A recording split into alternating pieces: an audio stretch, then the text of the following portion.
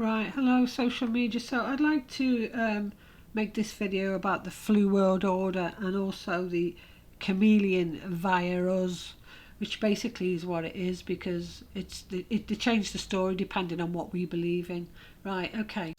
So myself and other people have shared on YouTube and other social media platforms how there was the different meetings that were going on just prior to this chameleon virus, and how many we had event 201, which was a simulated exercise, and there's been lots of military meetings with NATO, etc. I've made videos about them in on my other videos, so go and check them out if you want to see what I'm talking about.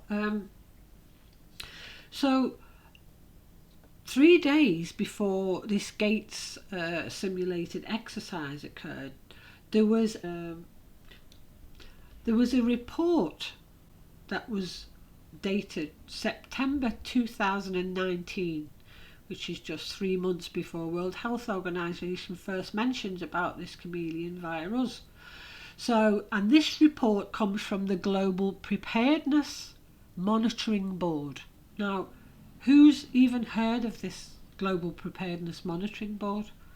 Co-convened by World Health Organization and the World Bank, financially supported by Gates and the German government, as well as the Wellcome Trust, with involvement from universities and the usual crowd. Now, some of the members of this group are also the Chinese CDC, Dr. Gao, G-A-O, the Director General of the Chinese CDC, Anthony Fauci, the Gates Foundation and the Wellcome Trust. These are all members of this Global Preparedness Monitoring Board, who released a report 3 months before all of this chameleon virus kicked off, convened by World Health Organization and the World Bank, funded by Gates and the Wellcome Trust. Are we getting this? Okay, so this is 3 months before. Now, progress indicators by September 2020 include the United Nations, including World Health Organization, conducts at least 2 system-wide training and simulation exercises, including one for covering the deliberate release of a lethal respiratory pathogen.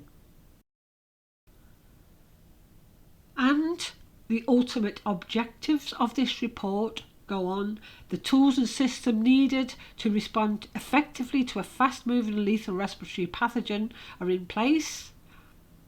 A universal influenza vaccine is effective and routine used to protect the global population.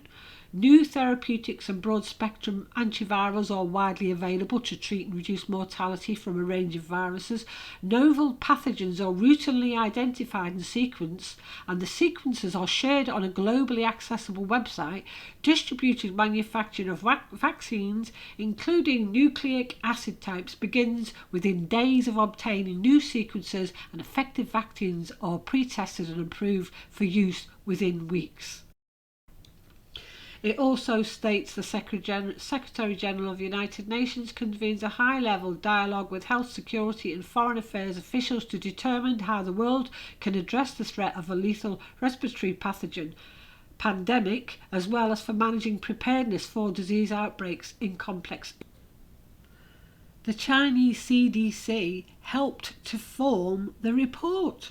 It's obvious that they've agreed upon the fact that it was to begin in China. In fact, these plans have long been in place, as we can see.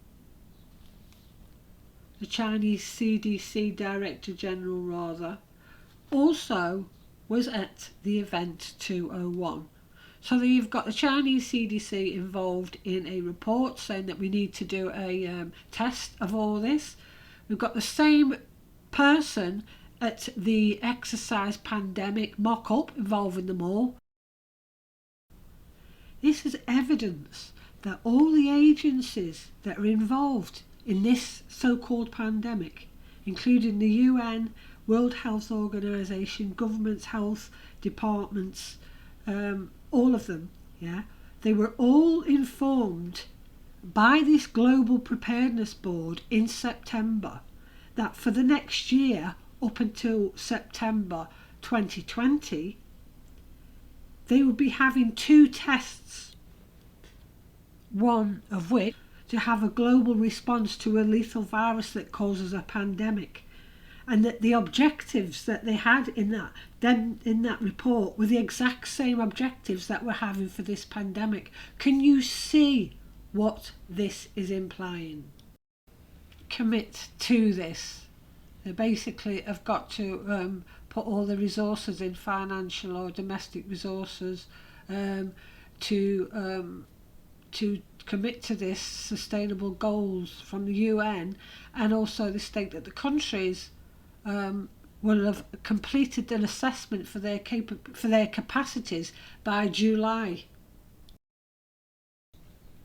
And then another progress indicator by September 2020 is that a minimum of 59 countries that have completed a NAPHS, so they would have had it audited by July of 2019, and then they have to come up with a plan.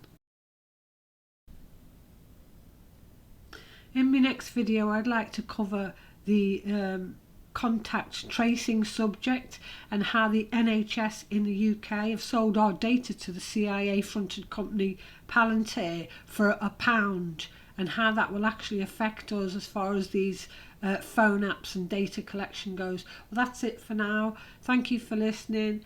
Stay vigilant.